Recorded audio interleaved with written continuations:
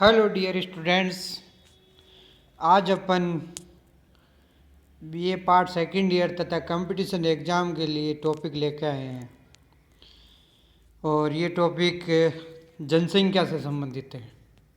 अपन देखते हैं कि कोई भी कंपटीशन एग्ज़ाम हो या फिर बीए का इकोनॉमिक्स का इंडियन इकोनॉमी पेपर हो, उसमें जनसंख्या से संबंधित क्वेश्चन जरूर पूछे जाते हैं। तो ऑब्जेक्टिव टाइप क्वेश्चन पेपर हो चाहे सब्जेक्टिव टाइप क्वेश्चन पेपर हो, हर में जनसंख्या संबंधी क्वेश्चन जरूर पूछे जाते हैं। तो आज अपन भारत की जनसंख्या के बारे में बात करेंगे। तो देखें कि अपनी भारत की जो जनसंख्या है वो 2011 के, अपन यहाँ पे जो भी एग्ज़ाम में अभी तक जब तक 2021 की जनगणना नहीं हो जाती है तब तक अपन से डाटा है वो 2011 की जनगणना के अनुसार ही पूछे जाएंगे। अगर अपन 2011 की जनगणना के अनुसार भारत की जनसंख्या देखें तो वो है 121.02 करोड़ या 1.21 अरब जनसंख्या, जिसमें से 62 करोड़ हैं वो है पुरुष और 58.64 हैं वो है महिलाएं। इसका मतलब है लिंगानुपात गड़बड़ है, क्योंकि पुरुष ज़्यादा है और महिला कम है। लिंग अनुपात का तात्पर्य होता है कि पुरुषों पर स्त्रियों की संख्या। तो यहाँ पे अपन देखते हैं तो 1000 पुरुषों पर स्त्रियों की संख्या कम ही है। अभी अपन लिंग अनुपात का अलग से टॉपिक लेंगे जिसमें अपन देखेंगे भारत का लिंग अनुपात 940 है। अब देखें, अगर अपन जनसंख्या के बारे में बात करें तो भारत की जनसंख्या जैसे 121.02 करोड़ है, उनमें से सबसे ज़्यादा जो जनसंख्या वाला राज्य है वो है उत्तर प्रदेश। अब तो उसकी 20 करोड़ से बहुत ज़्यादा हो गई जनसंख्या, लेकिन अपन बात करें अगर 2011 की जनगणना के आधार पर तो उत्तर प्रदेश की जो जनसंख्या वो 19.95 करोड़ यानी लगभग 20 करोड़ जनसंख्या उत्तर प्रदेश में निवास करती है। और सेकंड नंबर पर आता है वो आता है महाराष्ट्र का। महाराष्ट्र में 11.13 करोड़ जनसंख्या। देखा जाए तो उत्तर प्रदेश और महाराष्ट्र में जनसंख्या में बहुत बड़ा डिफरेंस है। और तीसरे स्थान पर जनसंख्या का है वो है बिहार का। बिहार में जनसंख्या है वो 10.38 करोड़। और अगर अपन राजस्थान की बात करें तो राजस्थान की जो जनसंख्या है वो 6,86,21,012 यानी 6.86 करोड़, जो कि अपनी 2001 में जनसंख्या थी राजस्थान की वो थी 5.65 करोड़। इसका मतलब है 1.21 करोड़ जनसंख्या की वृद्धि राजस्थान की जनसंख्या में हो गई है। ये अपन ने जैसे यहाँ पे सब राज्यों को देख, पंजाब में देखे 2.77 करोड़, हरियाणा में 2.53 करोड़, ये यहाँ पे जनसंख्या के अपने दिए हुए सभी क्षेत्रों के अपन देख सकते हैं डाटा। लेकिन अपन बात करें मुख्य कि सबसे कम जनसंख्या वाला राज्य है, तो सबसे कम जनसंख्या वाला राज्य है वो है सिक्किम। सिक्किम की जनसंख्या है वो सिर्फ और सिर्फ 6,07,681 है, अर्थात 6 लाख की जनसंख्या सिक्किम की है। इसका मतलब है सिक्किम की जनसंख्या सबसे कम है।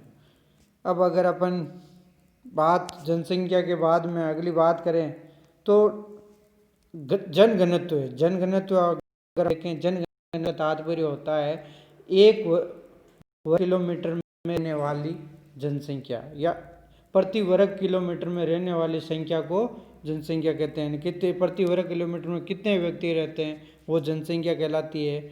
जैसे अपन बात करें भारत की, तो भारत की जनसंख्या जो अपन जनघनत्व है, डेंसिटी थी, वो है 2011 जनगणना 382। और अगर देखा जाए तो सब अपनी जो 2001 में भारत की जनसंख्या की बात करें तो वो थी 325 325।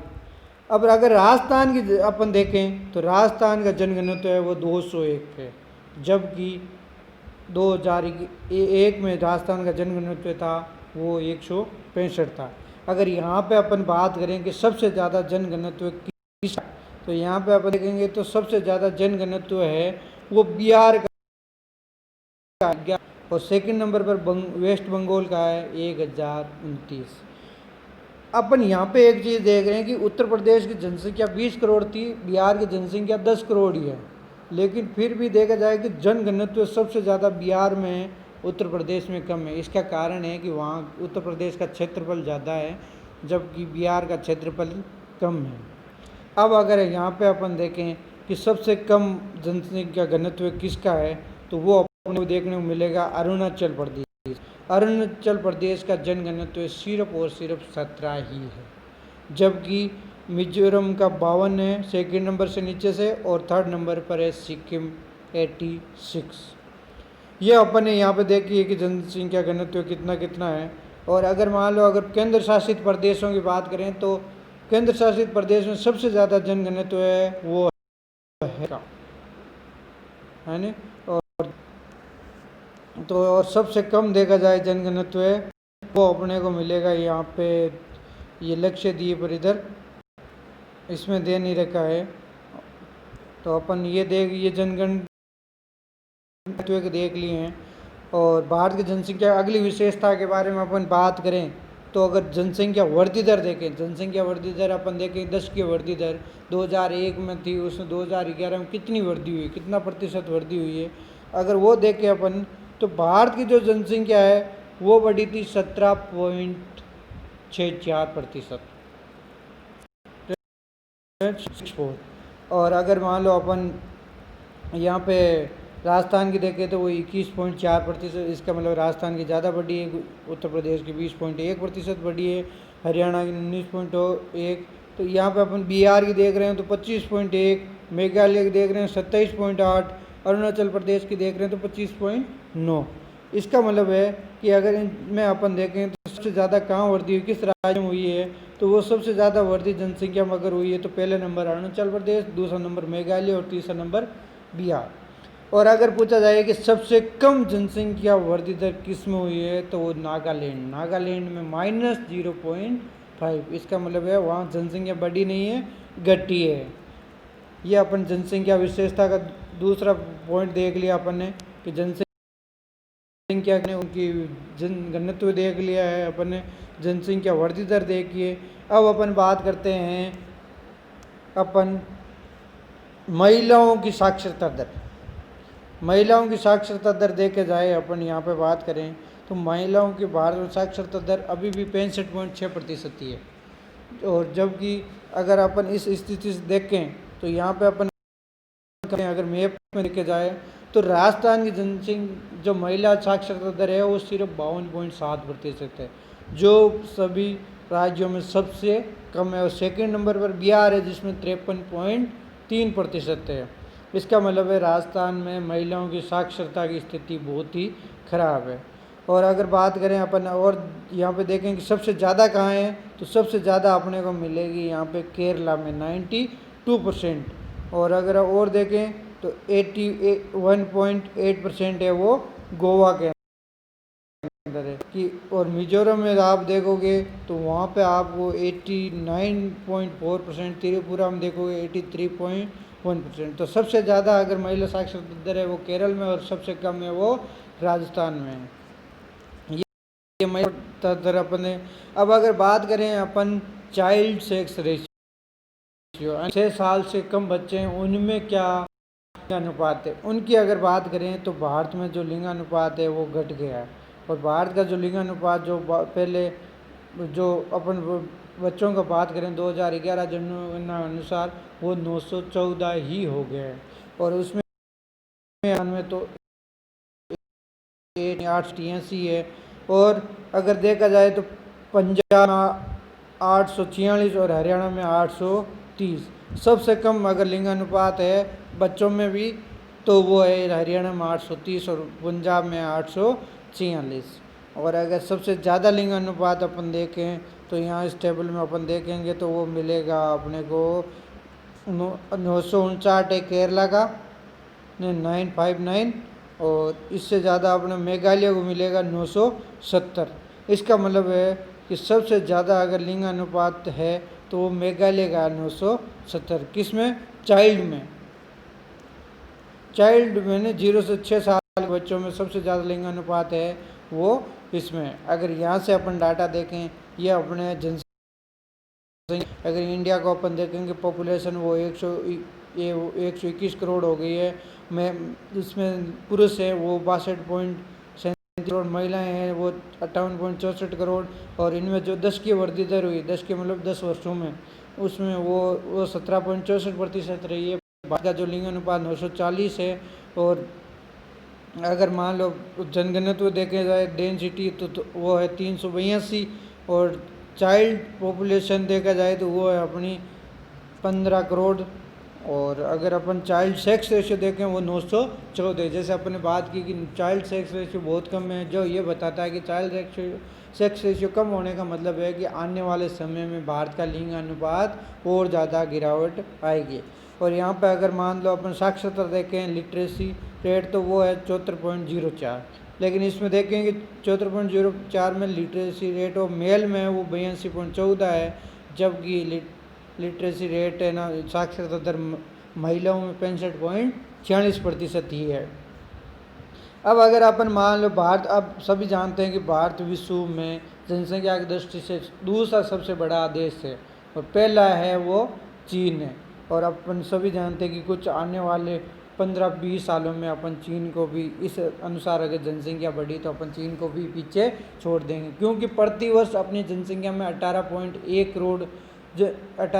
करोड़ जनसंख्या बढ़ रही है। अर्थात ऑस्ट्रेलिया की जो जनसंख्या है उतनी तो अपनी एक साल में जनसंख्या बढ़ जाती है यार। इसका मतलब है कि अपन जल्द ही चीन को पीछे छोड़ देंगे। और यहाँ पे अपन देखा जाए तो अपने पास विश्व की 17.5% जनसंख्या और चीन के पास 19.4% जनसंख्या है। और तीसरे नंबर पर यूएसए के पास है, मतलब जनसंख्या दृष्टि तीसरा सबसे बड़ा देश यूएसए है, जिसके पास 4.5%। लेकिन इनके पास क्षेत्रफल ज़्यादा है। भारत के पास विश्व का सिर्फ 2.4% क्षेत्रफल है, जबकि जनसंख्या की 17.5%। इसका मतलब है जनसंख्या का दबाव बहुत ज़्यादा महसूस हो रहा है। और अपन देखेंगे पॉपुलेशन ऑफ इंडिया 121.2 करोड़ जनसंख्या है। वो लगभग USA, Indonesia, Brazil, Pakistan, Bangladesh और जापान, इनको सबको मिला दें तो इन सब कंट्रियों की जनसंख्या वो 121 करोड़ जनसंख्या होती है, उनके बराबर। इसका मतलब अपनी बहुत ही ज़्यादा जनसंख्या है। पहला बात करें अपन, जैसे मान लो यहाँ पे स्टेट्स की स्थिति में देखें जनसंख्या, तो अपन ने अभी देखा था कि उत्तर प्रदेश में 16% जनसंख्या अपने भारत की, महाराष्ट्र में 9%, बिहार में भी 9%, लेकिन क्योंकि वो परसेंटेज पॉइंट ऑफ नहीं दिए हुए हैं, जब पॉइंट ऑफ महाराष्ट्र ज़्यादा है, बिहार का कम है। चौथे नंबर पर वेस्ट बंगाल। कभी कभी पूछा जाता है कि जनसंख्या वाइज राज्यों को क्रम वाइज अरेंज कीजिए, तो उस समय ये अपने को डाटा याद होना ज़रूरी है। और अपन देखें राजस्थान में 6% आसपास जनसंख्या है भारत की। और तो इस प्रकार अपन इन सभी राज्यों की जनसंख्या को यहाँ पे देख सकते हैं। और अगर आगे बढ़ें अपन कि सबसे, जैसे आपने बात कर ली है वो है सिक्किम, और केंद्र शासित प्रदेशों में सबसे कम जनसंख्या है वो है दिल्ली की, मतलब सबसे ज़्यादा जनसंख्या की वो है दिल्ली की। यहाँ पे अपन देखे जाए तो 1951 से 2001, 1951 से लेके, मतलब आज़ाद भारत से लेके आज तक अपन अगर साक्षरता दर देखें तो जब आज़ाद हुए थे अपन, तब अपनी साक्षरता दर 18.33% थी। सिर्फ कितनी थी? 18.33% थी। वो जो बढ़ के आज हो गई 74.04%।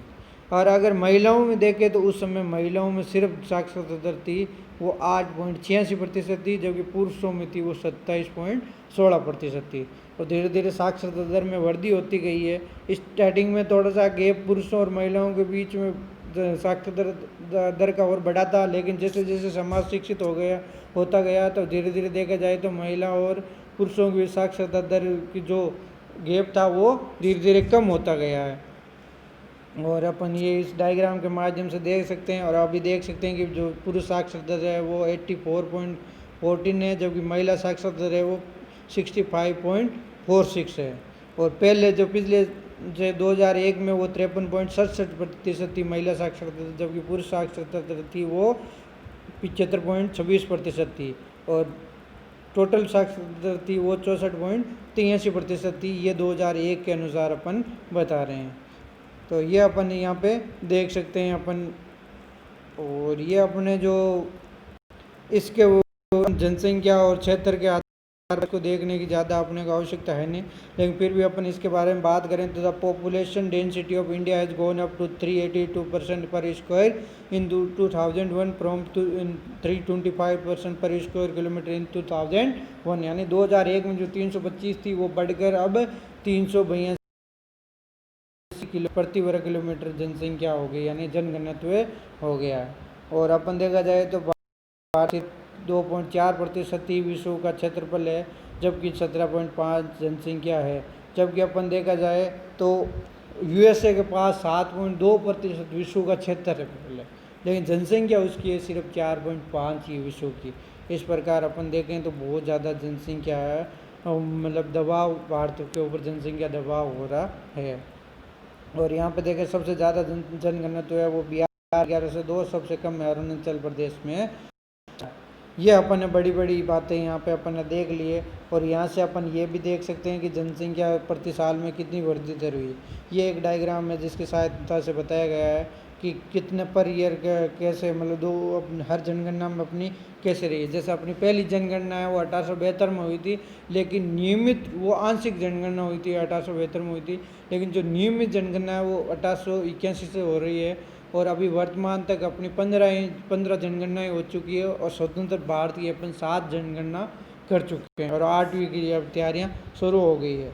तो अगर अपन बात करें तो अपनी 1901 में जो जनसंख्या सिर्फ 23 करोड़ थी, 23.8 करोड़, वो अपन देखें 1911 में 25 करोड़ हो गई, 1921 में भी 25.13 हो गई। और इसमें थोड़ी सी देखा जाए तो 11 के बजाय थोड़ी सी मामूली कमी है। इसका कारण है वहाँ पे कुछ अकाल और ऐसे मृत्यु दर, वो एक प्लेग का रोग फैल गया था, प्लेग का, उसके कारण बहुत ज़्यादा हुए थे। और मृत्यु दर जन्म दर से ज़्यादा होने के कारण यहाँ पे जनसंख्या गिरावट आई थी। इसके बाद में कभी भी जनसंख्या में गिरावट नहीं आई, इसलिए इसको महाविभाजक वर्ष भी कहा जाता है, जनसंख्या का महाविभाजक वर्ष 1921 को। और इसके बाद में देखें तो 27.89 करोड़, मतलब लगभग 28 करोड़, फिर 31.86 करोड़, फिर 36.1 करोड़। 1951 में जब अपन स्वतंत्रता बाद जो पहली जनगणना हुई थी उसके अंतर्गत देखें तो अपनी जनसंख्या 36 करोड़ थी, मतलब 36.1 करोड़ थी। वो आज बढ़ के अपनी जो 61 में 43.92 करोड़, फिर 54.81 करोड़, फिर 68.33 करोड़, और फिर 84.64 करोड़, फिर अपन देखें कि 102.8 करोड़, और अभी वर्तमान में 121.02 करोड़ जनसंख्या हो गई अपनी। इसका मतलब है कि अपनी जनसंख्या बहुत तीव्र गति से बढ़ रही है, और इसको अब अपने को रोकने की आवश्यकता महसूस हो रही है। तो थैंक यू। अगले लेक्चर में अपन और आगे, तो ओके।